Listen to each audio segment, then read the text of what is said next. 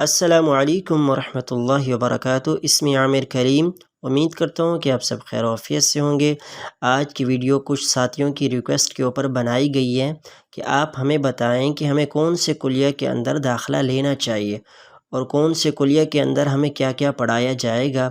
تو اس حوالے سے مختصر ہم آپ کو ہر کلیہ کا تعارف بھی کرائیں گے اور آپ کو کیا کیا چیزیں پڑھائی جاتی ہیں یہ بھی آپ کے ساتھ بیان کریں گے۔ تو آئیے شروع کرتے ہیں۔ سب سے پہلے کلیۃ الشریعہ کے بارے میں آپ کو بتاتے ہیں۔ وہی اولا کلیات الجامعہ، یہ جامعات کی ان کلیات میں سے ہیں کہ جو جامعہ کی بنیاد کے ساتھ ہی معرض وجود میں آ گئے تھے۔ اس کی بنیاد 1381 ہجری کے اندر رکھی گئی۔ وتهدف هذه الكلیہ الى العنایة بالفقہ الاسلامی واصولہ، اور اس کلیہ کا جو ہدف ہے، مقصد ہے، وہ یہ ہے کہ فقہ اسلامی کی اور اس کے اصولوں کی حفاظت کرنا اور ایسے علماء کو پیدا کرنا جو اس چیز پر قدرت اور مہارت رکھیں کہ وہ قضاء اور مفتی کے منصب پر فائز ہو سکیں۔ اور اس کے علاوہ بھی اس کلیہ سے متخرج ہونے والے جو علماء ہوتے ہیں ان کے اندر علمی استعداد اتنی بڑھ جاتی ہے کہ وہ استنباط الاحکام من مصادرها کر سکتے ہیں، یعنی کہ مصادر میں سے وہ استنباطات کر کے احکامات کو نکال سکتے ہیں، استنباط کر سکتے ہیں۔ تو اس کے ساتھ اس کلیہ کے اندر آپ کو اور بھی معاون علوم پڑھائے جاتے ہیں۔ اب آ جاتے ہیں اس کی اقسام العلمیہ کی طرف۔ تو نمبر 1 قسم الفقہ، قسم اصول الفقہ، قسم القضاء والسیاسہ الشرعیہ۔ تو ان چیزوں کے اندر آپ کو تخصص کرایا جائے گا۔ تو اس کلیہ سے فارغ ہونے کے بعد آپ مفتی بن سکتے ہیں، آپ قاضی یا کسی بھی اسلامک ملک کے اندر جج کے فرائض انجام دے سکتے ہیں، آپ فقیہ بن سکتے ہیں، اور آپ ایک بہترین مدرس بن سکتے ہیں جس کے اندر آپ فقہ پڑھا سکتے ہیں۔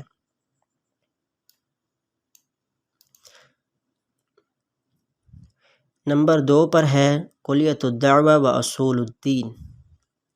تو اس کی بنیاد 1386 ہجری کے اندر رکھی گئی۔ وتهدف هذه الکلیہ الى العنایة بالعقیدة الاسلامیہ، اور اس کا ہدف ہے عقیدہ اسلامیہ کی حفاظت کرنا اور ایسے دعات کو پیدا کرنا جو اللہ رب العالمین کی طرف دعوت دے سکیں اور وہ اس چیز پر قدرت اور مہارت رکھتے ہوں کہ اللہ تبارک و تعالی کی طرف بصیرت اور حکمت کے ساتھ دعوت کیسے دینی ہے۔ اس کے علاوہ آپ کو اس کلیہ کے اندر اور بھی معاون علوم پڑھائے جاتے ہیں۔ الاقسام العلمیہ، نمبر 1 قسم العقیدہ، اس کے اندر آپ کو عقیدے کے متعلق پڑھایا جائے گا، تخصص کرایا جائے گا، مختلف مذاہب اور ادیان کے بارے میں آپ کو اور ان کے عقائد کے بارے میں آپ کو پڑھایا جائے گا۔ قسم الدعوہ، دعوہ کے متعلق آپ کو تمام دعوت کے جو اصول ہوتے ہیں، دعوت کیسے دینی ہے، یہ تمام چیزیں آپ کو پڑھائی جائیں گی۔ قسم التاریخ الاسلامی، اسلامی تاریخ آپ کو پڑھائی جائے گی۔ قسم التربیہ، تربیت کے حوالے سے کہ آپ نے لوگوں کی تربیت کیسے کرنی ہے، یہ چیزیں آپ کو اس کلیہ کے اندر پڑھائی جائیں گی۔ تو اس کلیہ سے فارغ ہونے کے بعد آپ ایک بہترین داعی بن سکتے ہیں، واعظ بن سکتے ہیں، اللہ رب العالمین کی طرف بلانے والے ایک بہترین خطیب، داعی اور واعظ بن سکتے ہیں۔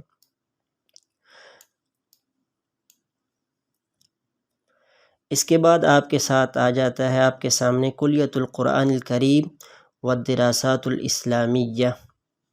اس کی بنیاد 1354 ہجری کے اندر رکھی گئی اور اس کا ہدف کیا ہے؟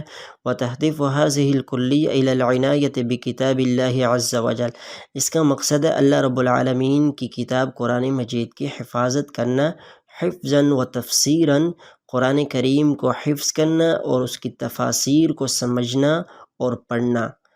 تو اس کا مین مقصد کیا ہے کہ قرآن مجید کی حفاظت کرنا حفظ کے ساتھ، اور اس کی جو علوم ہیں ان کو پڑھنے کے بعد، اس کی تفسیر کو پڑھنے کے بعد، اور ایسے علماء کو ماہر بنانا اور ایسے علماء کو پیدا کرنا جو قرآن کریم کے علوم کے اوپر مہارت رکھتے ہوں اور جتنی بھی قراءات ہیں ان کے اوپر مہارت رکھتے ہوں۔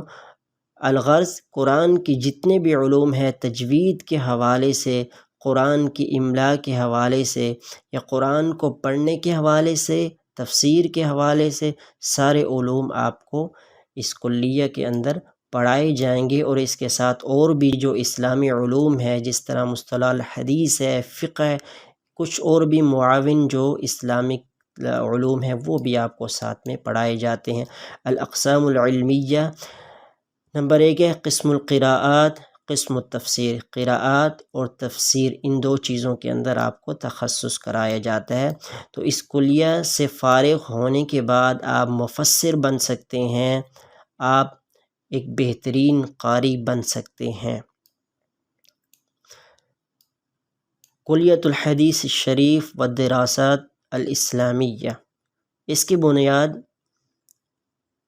1396 ہجری کے اندر رکھی گئی۔ وتہدف الکلیہ الی العنایۃ بسنت النبویہ وعلومها، اور اس کا مقصد کیا ہے کہ سنت نبویہ اور اس کے علوم کی حفاظت کرنا اور اس کی خدمت کرنا، اور ایسے علماء کو پیدا کرنا جو سنت نبویہ کو سمجھنے اور اس کے علوم کو سمجھنے میں ماہر ہوں۔ اور اس کے ساتھ آپ کو اور بھی معاون علوم پڑھائے جاتے ہیں۔ الاقسام العلمیہ، قسم فقہ و سنہ و مصادرها، قسم علوم الحدیث۔ تو ان دو چیزوں کے اندر آپ کو ماہر بنایا جاتا ہے۔ اچھا، کلیۃ اللغہ عربیہ، اس کی بنیاد 1395 ہجری کے اندر رکھی گئی۔ وتہدف الکلیہ لخدمت لغت القرآن الکریم، اس کا مقصد ہے کہ قرآن کریم کی لغت کی حفاظت کرنا، یعنی عربی زبان کی حفاظت کرنا، اور اس کی جو مادات ہیں بحفظ مادتها، اس کی مطلب جتنے بھی مادے ہیں ان کی حفاظت کرنا۔ تو اس کلیہ کے اندر آپ کو صرف نحو پڑھائی جاتی ہے، اور عربی ادب پڑھایا جاتا ہے، بلاغت پڑھائی جاتی ہے، اور ایسے بہترین ماہر لغوی یہاں سے پیدا کیے جاتے ہیں جو قرآن کریم اور سنت نبویہ کو بہترین انداز سے سمجھ سکتے ہیں، کیونکہ ہمارا دین عربی کے اندر ہے، اللہ کی کتاب عربی کے اندر ہے، رسول اللہ صلی اللہ علیہ وسلم کی احادیث عربی کے اندر ہے۔ تو اس کلیہ سے فارغ ہونے والا ماہر لغوی قرآن کا بہترین سمجھنے والا ہوتا ہے اور سنت کو بہترین انداز سے سمجھنے والا ہوتا ہے۔ اس کے ساتھ اور بھی آپ کو معاون اسلامی علوم پڑھائے جاتے ہیں۔ الاقسام العلمیہ، قسم اللغویات، قسم البلاغہ والادب، تو یہ دو چیزوں میں آپ کو تخصص کرایا جائے گا۔ اچھا، اب المعاہد والدور التابع للجامعہ، معاہد تعلیم اللغة العربیہ لغیر الناطقین بها۔ بدأ تعلیم اللغة العربیہ 1386 ہجری کے اندر معہد لغہ عربیہ کے اندر تعلیم جاری ہو گئی، اور اس کا مقصد کیا ہے؟ ان طلاب کو عربی زبان سکھانا جو عربی زبان بولنا نہیں جانتے، یا صحیح طریقے سے وہ عربی بولنا، لکھنا یا پڑھنا نہیں جانتے، تو ان کو عربی سکھائی جاتی ہے، اور اس کے بعد پھر ان کو کسی کلیہ کے اندر داخلہ دیا جاتا ہے، اور اس کے 4 سیمسٹر ہوتے ہیں۔ تو یہ ان لڑکوں کے لیے ہے، ان طلاب کے لیے ہے جو عربی زبان کو صحیح طریقے سے نہیں سمجھ سکتے، نہیں بول سکتے، نہیں لکھ سکتے۔ تو داخلہ ہو جانے کے بعد، انٹرویو میں فیل ہو جانے کے بعد ان کو عربی سکھائی جاتی ہے، اور اس کے بعد پھر ان کو کسی کلیہ کے اندر داخلہ دیا جاتا ہے جس کلیہ کے اندر وہ جانا چاہتے ہیں۔